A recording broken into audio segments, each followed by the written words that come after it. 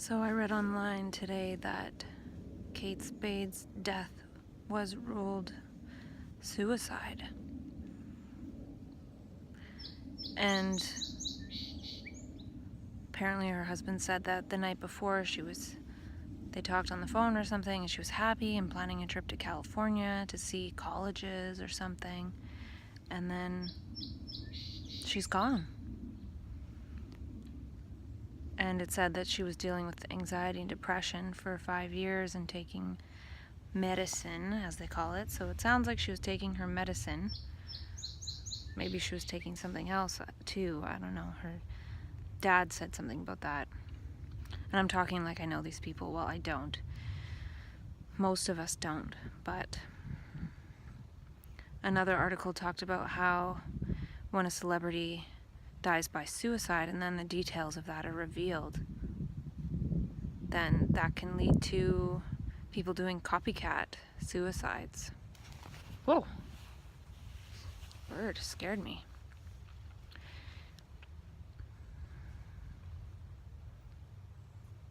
And I wonder if sharing the details is what leads to people, like a spike in suicides after this type of thing, or if it's the fact that if a celebrity with all the material things that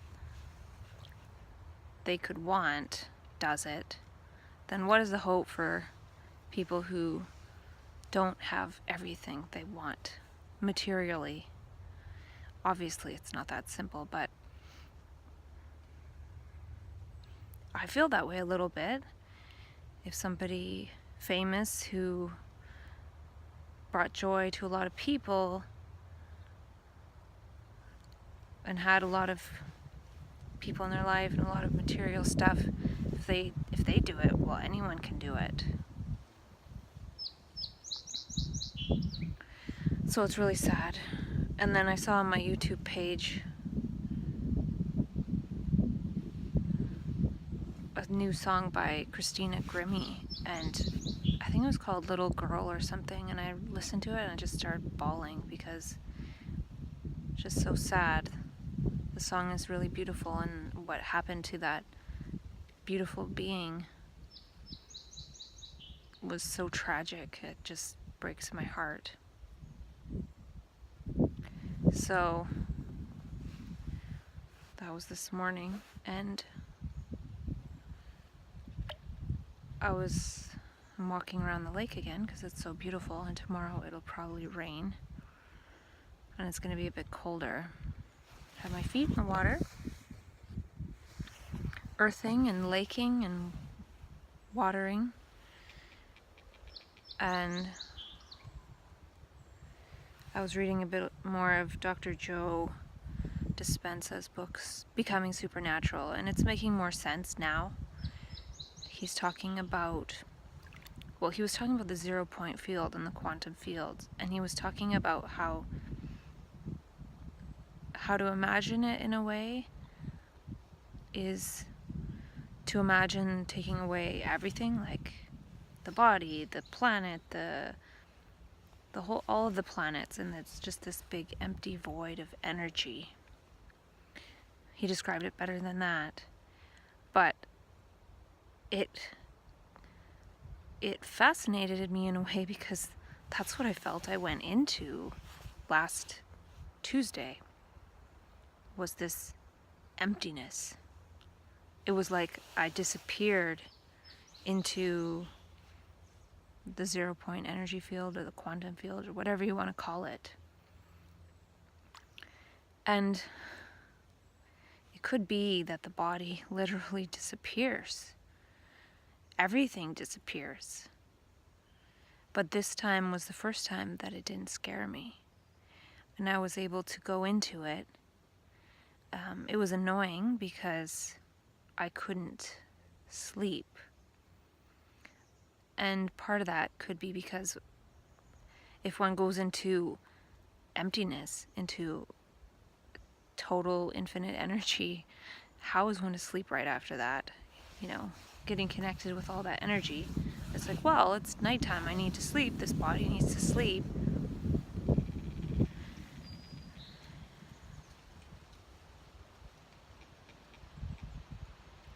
And I also talked about how another reason I think that it wasn't so bad is that lately I've been practicing not really doing anything. I don't know if it's practicing, but being in nature, which is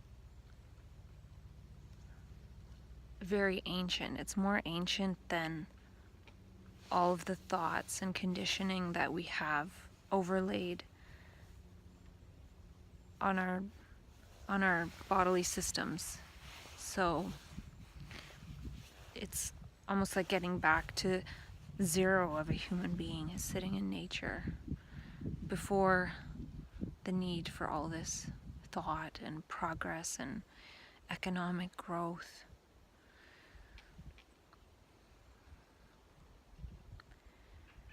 So I think that was helpful.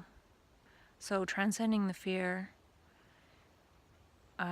transcending the doer, and there could be something that comes online at some point in terms of a movement or action that seems more like a doer, like something is being done. But waiting patiently for that as opposed to thinking that one has to do something, because then one is right back in the trap. And I think by not creating a movement of trying to do stuff, I didn't really have to experience the death of the doer in that death that is going into the quantum field. And it might not even be death, but it can feel like death, because that's what happens when we die, is we go back into the quantum field. So I feel like when I think there's this movement in the universe that is moving us towards being nothing, not being a doer.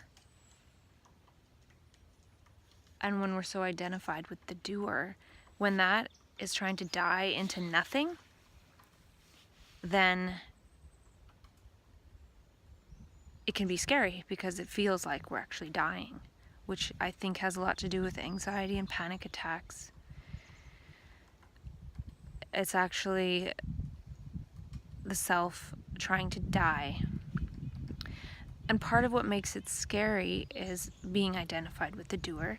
So if all the doership dies and everything, and we go into that emptiness, that feels like everything. That feels like our whole life. Because we haven't realized that we are the entire universe. And going into that emptiness, it's possible that we could come out on the other side of feeling like we're the entire universe. Not being identified with a particular body or place or time, but seeing that we are this whole manifestation at this moment, here and now. And everything in so-called time, like physical evolution time, that led up to this moment, and everything that will unfold and evolve from this moment in physical time and space.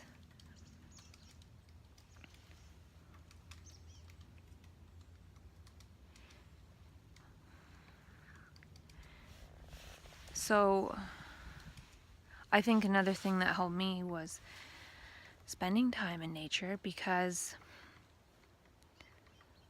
when one has spent time not doing anything in nature, if we're in a human structure, like at home or something, sitting and not doing anything, we call that maybe meditating or something. But we can't do that all the time. But with nature, we can just sit in it. We don't have to meditate. We can appreciate and look and be grateful for its beauty just by virtue of sitting here. We don't have to try and do it. It's sort of part of being here.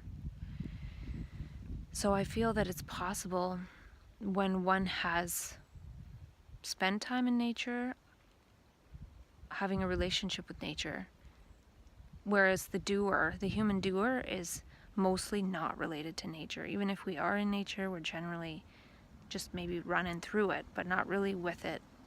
not really with nature.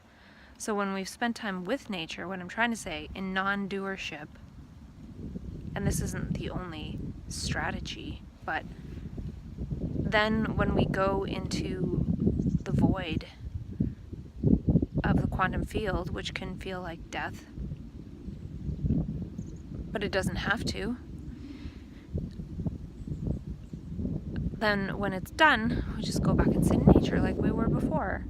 And we might feel a little different. We might feel like we have less capacity to do than we did before. And what I mean by that is, if you think about the so-called bipolar cycle, people go into mania, so-called mania, and they can do so much. And then, like for me, it all of a sudden stops and I can't do anything. But this time, in the later months of how I experienced that movement of energy, I just didn't do anything. So there was no doership to die, because for me, the crisis between mania and then like sort of a psychosis, like feeling like death, and then depression after, sometimes, is I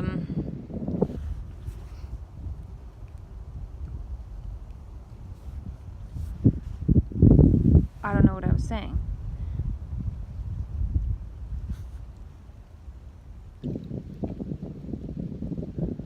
I think it was something to do with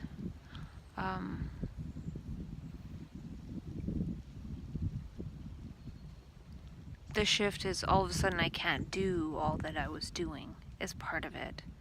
And if I wasn't doing anything, then there's no grief of the loss of the doer that was energized by that extra energy. And that extra energy, I feel like it leads to the void. It leads to death of the doer, which is probably why so-called mania can't be maintained.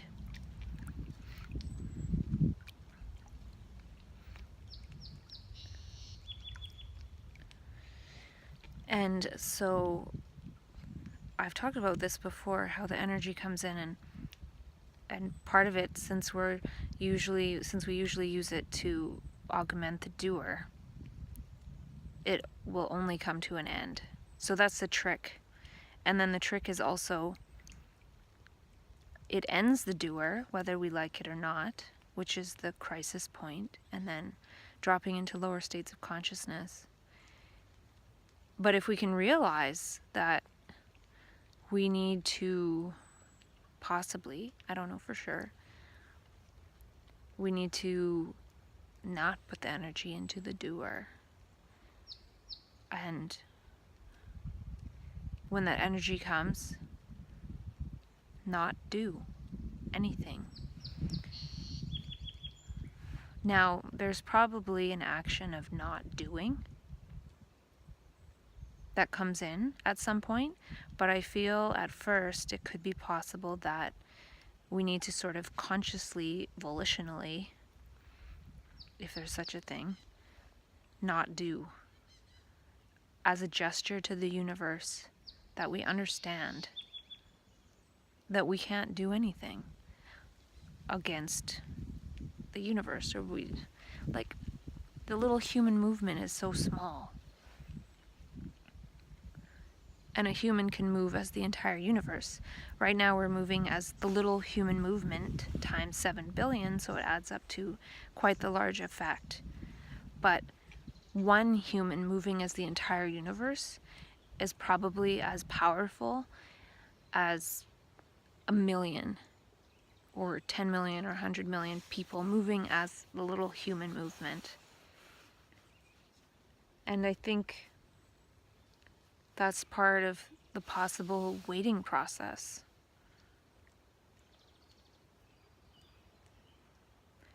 I'll wait as long as it takes for the universe to come and greet me.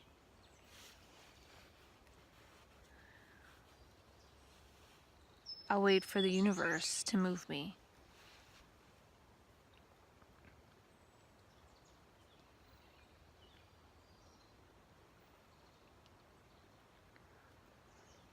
So I think that's part of why I don't feel like I'm experiencing that much of a depression, if you want to call it that. Because I wasn't doing anything anyway. So it's not like, oh, now I can't do all that I was doing, or now I can't complete that project, or like last time I was thinking, oh, I want to create a business. But that's still within the framework of human doing. It's something that the human doing would do. So perhaps the energy's for something else, unknown. Maybe it's unknowable. But perhaps to understand that that energy has been there before, one can understand that it will come back.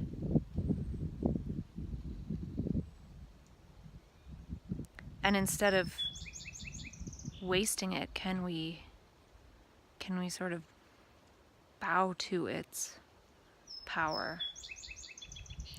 So if my brain was in a high energy state before and I was in a park mainly, then that high energy state would be probably absorbing a lot of the good energy from the park and from the trees. And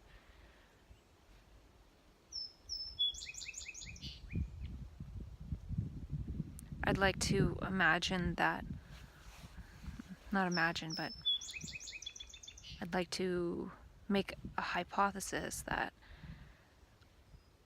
a brain in a high energy state doing nothing in nature but observing its beauty sends out a kind of signal to the rest of humankind.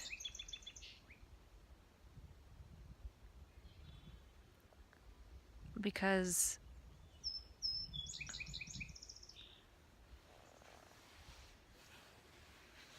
how the brain works is a lot more mysterious than we think. It's not contained to the self, to the head, isolated. It's all one human consciousness. So it has an effect on everybody, even if it's a little effect. So this is, in a way, doing something, in quotes. And perhaps by not participating in the structure and not energizing that, like if I were trying to do that, say I was doing a lot of peer support work or something, I'd probably still be ending up in the hospital. So here I am trying to help in the system, but then I end up being a customer of the system again and again.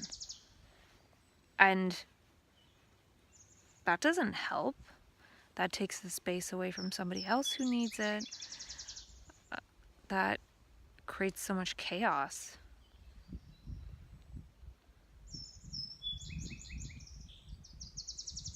I was walking through the forest and it came to mind this image I saw somebody share about a crow standing and crowing to like 3 or 4 other crows standing sort of in a semicircle in front of the crows.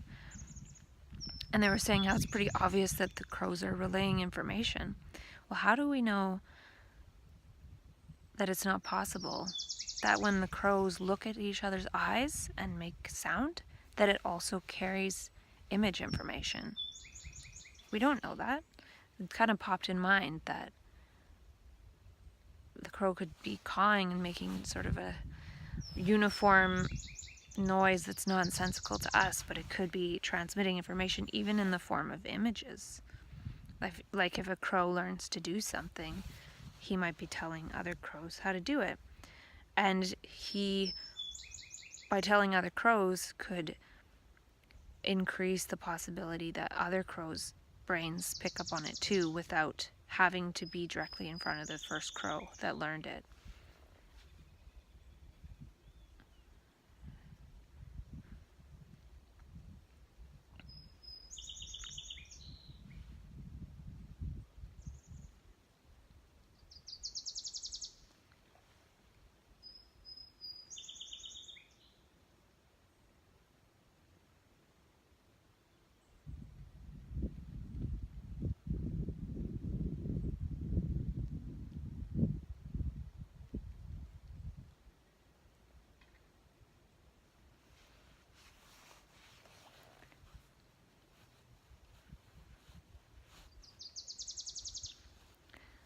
But I feel it could be really important for us as human beings to really cultivate a good portion of our life as not doing anything, probably in nature. Because if something goes wrong in our doing life and it all falls apart and we can no longer participate in it, even though maybe up until that moment we were fully enjoying it, and then all of a sudden we're ravaged with anxiety and depression and suicidal thoughts and maybe psychosis, or we get diagnosed with bipolar, all of a sudden we can't do anything that we were just doing. And that is that's pretty much a death of our whole self.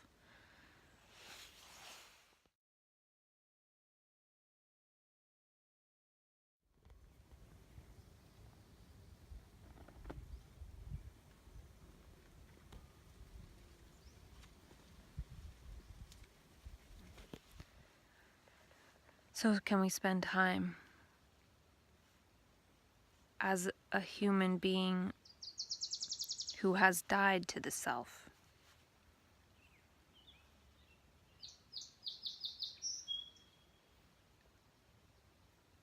Can we do it consciously in a way?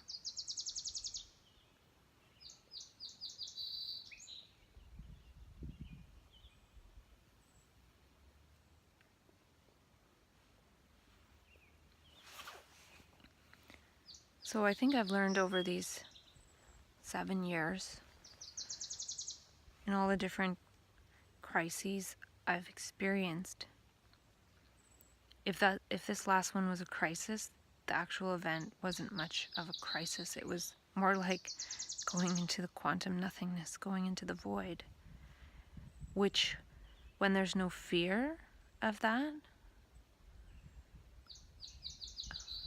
fear is of the body in a way. So if there's a fear, the body gets afraid and then it does things because it's afraid.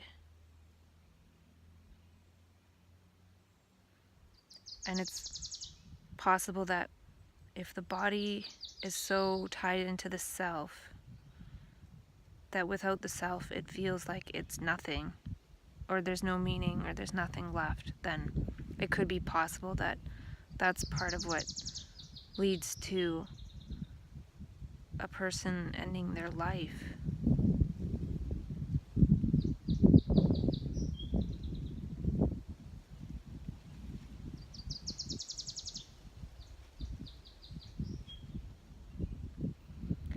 It could be possible that the crisis events are experienced as pain and suffering and fear and terror until one has gone through it enough to go into emptiness without the fear. Like, enough of it was processed that one can go into death without the fear. Because last time, well, the time before this last time, it felt like I was killing myself in my brain.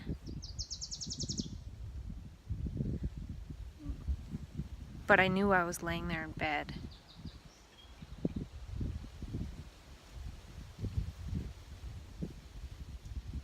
So this is interesting because this last time there was a point where there was an awareness that I was in bed sleeping. But in my brain, so again, aware that I'm in bed, check. But this time my brain realized my body was sleeping at a certain point. Not that I was killing myself, but it just realized, hey, I'm sleeping, what the hell? I think there was an awareness that woke up past the current level of awareness that is of the level of human structures that are embedded in the whole being.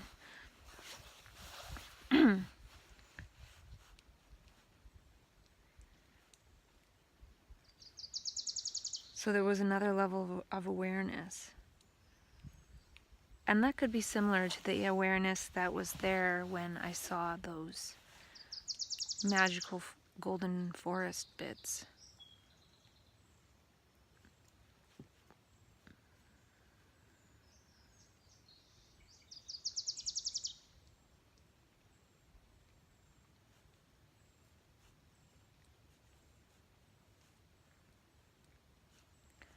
You know, and it could be possible that when people end their life, they go into the quantum and they come out in a new possibility for themselves. That doesn't include the world that they were living that was part of the self structure.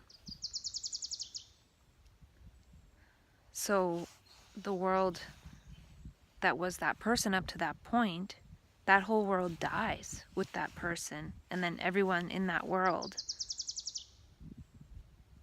mourns the loss of that person. But that person, they go into possibility. I don't know if they really die. Who knows what happens. They could really die. I don't want to say that they don't, but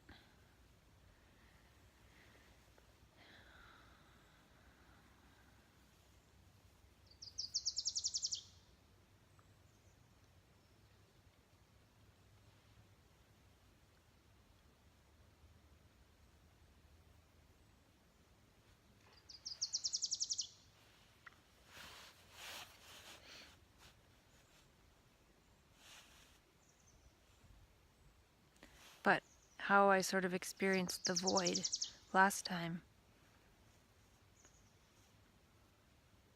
It wasn't like, oh, I'm back and everything's magical. I couldn't sleep.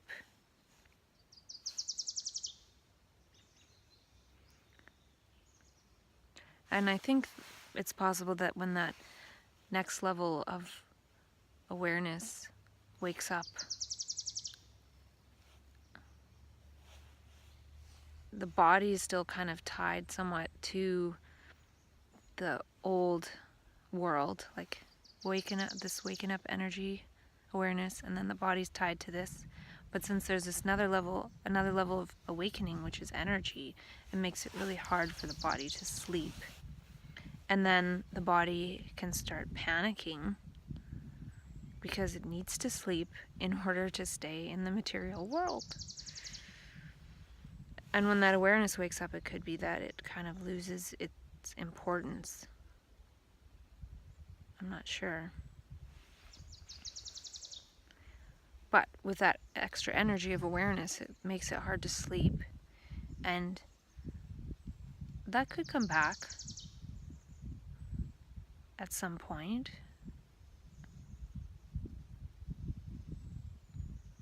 You know, for last year for 5 months, I was off all medications. I was sleeping fine. Things were good. Now I'm taking a bunch of different medications. Last night I took the crumbs of Zopiclone, as well as 75 milligrams of trazodone and 2 quetiapine and a Benadryl. So tonight I'll do no Zopiclone, and then I'll start slowly tapering off the trazodone if I can.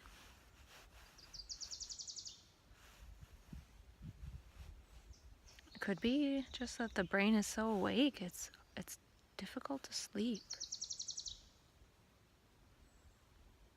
Maybe one only needs to sleep 2 hours.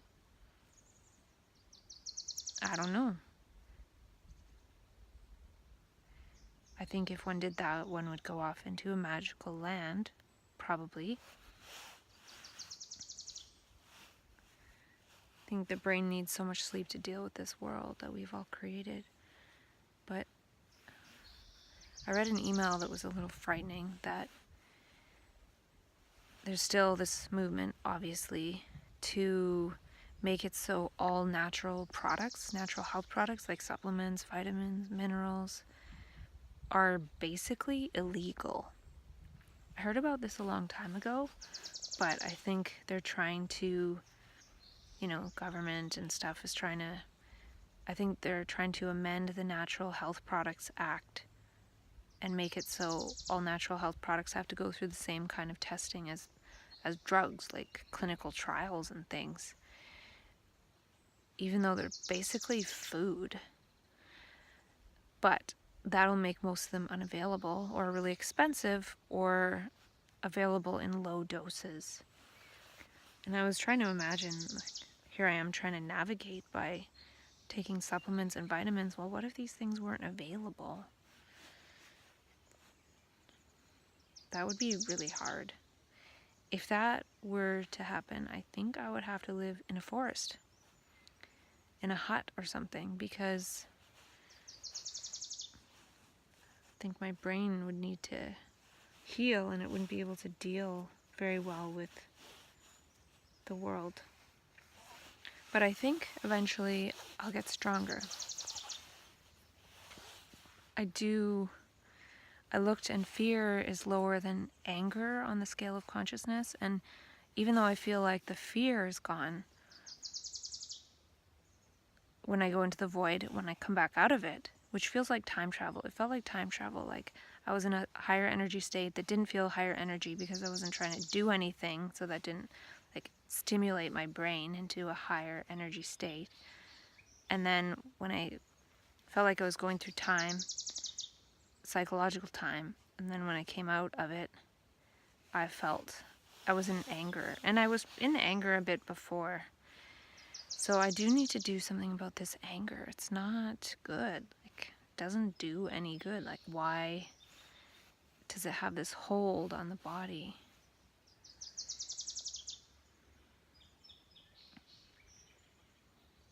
I've seen clearly what it creates.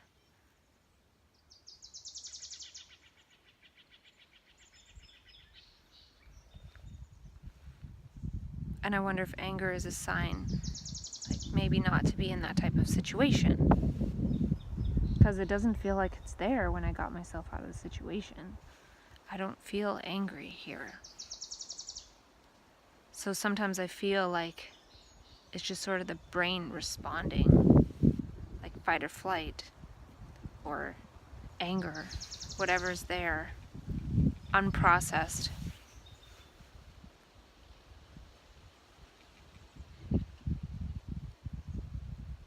It's not good. It's a waste of energy.